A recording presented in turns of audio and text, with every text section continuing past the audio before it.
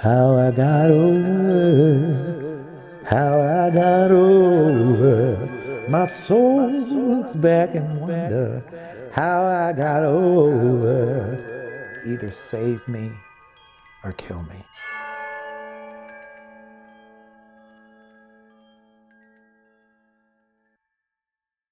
I read an article about you and where the origin of the Sheik came from, kind of out of necessity as a hair covering at a show. Oh, you're talking about the look. Right, but Man. what I wanted to ask you is if the identity of the Sheik was that kind of born out of a necessity to roll so heavy with the times, so to speak? I mean, No, it was strictly, interestingly enough, it was strictly out of necessity because my hair, as a matter of fact, under this scarf and this cap, my hair is about like that. It's, you know, and when I would perform, this was before we changed the name.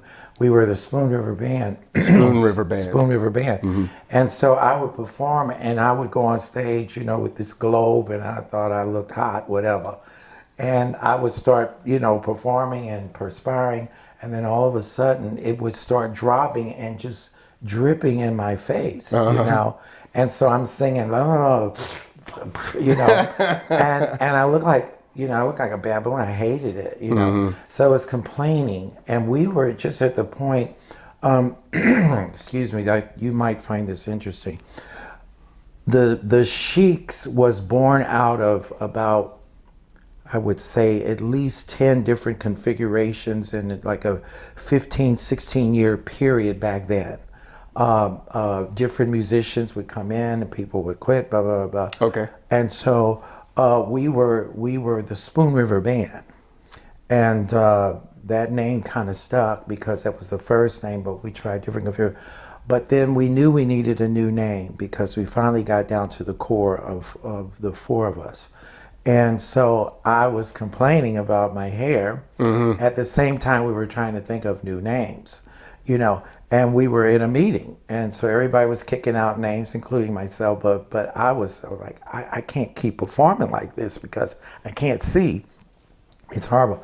And so then our drummer Rob Sanders said, well, "What about the Sheiks?" And we all looked at each other, and it just had that ring, you know. And we said, "Yeah, that's cool." Now he was coming from the perspective of the bluesman. You know, there's the Bill Street, there was in the 30s and 40s, there was the Bill Street Sheiks, you know, on and on, a lot of configuration of the Sheiks, but with different I didn't know that. names. Well, we're here to learn. Okay.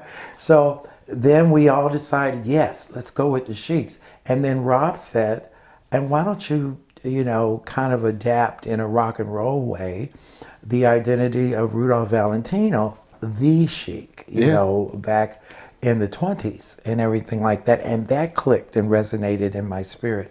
And I thought, because I'm thinking the material will absorb the sweat. Right. And it'll give me a look.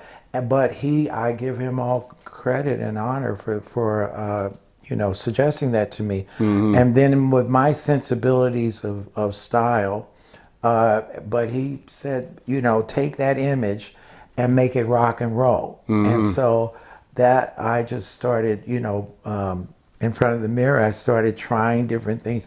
And I ended up wearing all different types of headdresses as the Sheik, you know, with jeans or leather, whatever, and mixed all the rock and roll in with that. But that was really very, I've always, you know, been into different phases of art and clothing and fashion and stuff like that. So that's how the Sheik was born, out of necessity, to keep myself from, you know, drowning in my own fluids. Right. You know?